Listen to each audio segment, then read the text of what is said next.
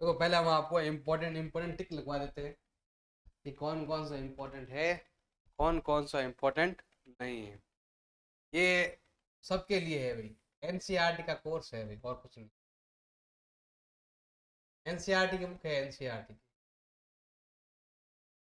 देखो सबसे पहले आपका जो इम्पोर्टेंट है 1.1 में से कौन कौन सा इम्पोर्टेंट है, टिक लगवा देते हैं आपको।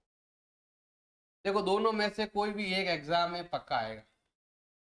Question number 2 and question number 3 दोनों का सेम मेथड है, दोनों में सेम चीज है।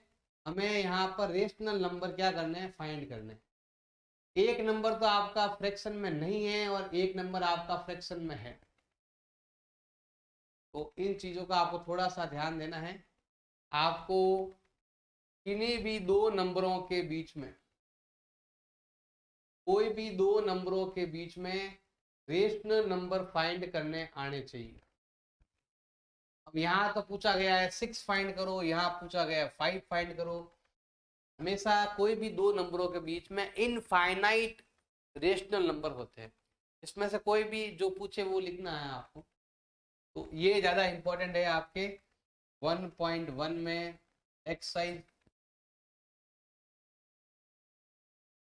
एक्सरसाइज 1.1 के अंदर क्वेश्चन नंबर 2 या फिर 3, इन दोनों में से कोई भी एक आपके एग्जाम में आ सकता है। ये आपके इंपॉर्टेंट है, इस चीज का आपको ध्यान रखना है।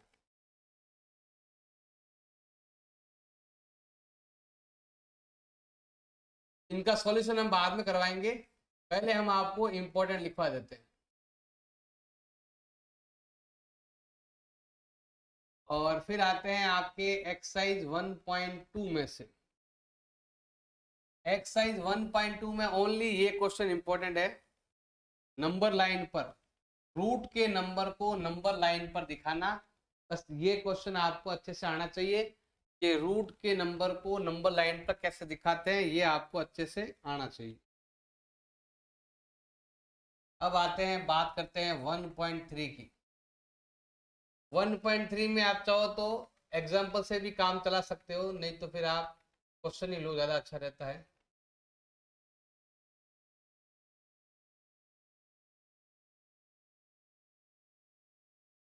अब हम बात करते हैं एक्सरसाइज 1.3 में क्या इंपॉर्टेंट है। एक तो पहले का कोई भी इनमें से एक, जैसे मान लो ये आ गया या फिर ये आ गया, कोई भी एक आपके पहला क्वेश्चन आपके इंपॉर्टेंट है, पहला क्वेश्चन आपको पढ़ना है। दूसरा क्वेश्चन कोई काम का नहीं है, एक ये थर्ड क्वेश्चन।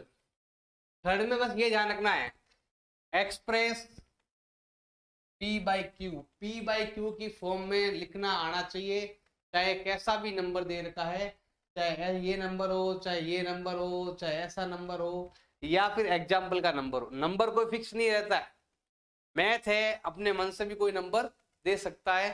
तो आपको किसी भी ऐसे नंबर जिसके ऊपर ऐसे बार होती है, बार दे रखी है, उस नंबर को आपको फ्रैक्शन में लिखकर दिखाना। जैसे अगर मैं यहाँ पर 2/3 लिखता हूँ, उसका मतलब होता है 0.6 के ऊपर बार। तो वापस इससे ऐसा ये फाइंड करना आपको अच्छे से आना चाहिए, इस चीज का आपको ध्यान रखना है। हेलो एस के गेमर, स्वागत है। हिंदी मीडियम का भी करवा देंगे भाई, क्वेश्चन नंबर तो सबका सेम ही है ना भाई। एक्सरसाइज 1.3 लेना है, क्वेश्चन नंबर आपके तीसरा है, इंपॉर्टेंट है तीसरा। तीसरे के बाद आता है आपके ये वाला 7वां, 8वां और 9वां। 9 तो देखो, ये जो क्वेश्चन है ना आपका, ये क्वेश्चन तो बनता है आपके एक नंबर में, और ये दो क्वेश्चन जो है ना वो आपके बनते हैं 2 नंबर के अंदर। तो ये क्वेश्चन जो है आपके 2 नंबर में आप बन सकते हैं, और ये क्वेश्चन इसमें से कोई भी एक पूछ ले, फिल इन द ब्लैंक में या एमसीक्यू में पूछ सकता है, और कुछ नहीं। तो इस चीज का ध्यान रखना है, आ जाए तो। अब 1.4 तो कभी एग्जाम में आया नहीं है, तो 1.4 को आपको ध्यान नहीं देना है।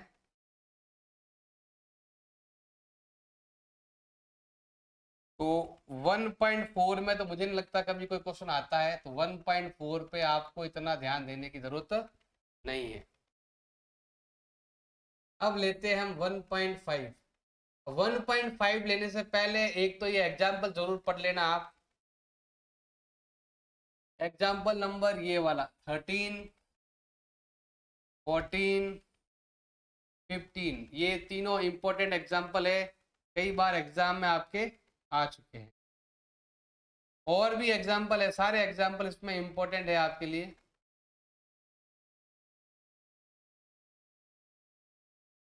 ये वाला भी आपके लिए बहुत ज्यादा इंपॉर्टेंट है, 16 भी और 17। ये एग्जाम्पल सब पढ़ लेना, पीछे वाले में तो केवल एग्जाम्पल ही पढ़ लो तो खूब है, एक्सरसाइज में नहीं जाओगे ना तो भी चलेगा आपके। ये क्वेश्चन तो कई बार एग्जाम में आ चुका है, ये वाला एग्जाम्पल नंबर 18।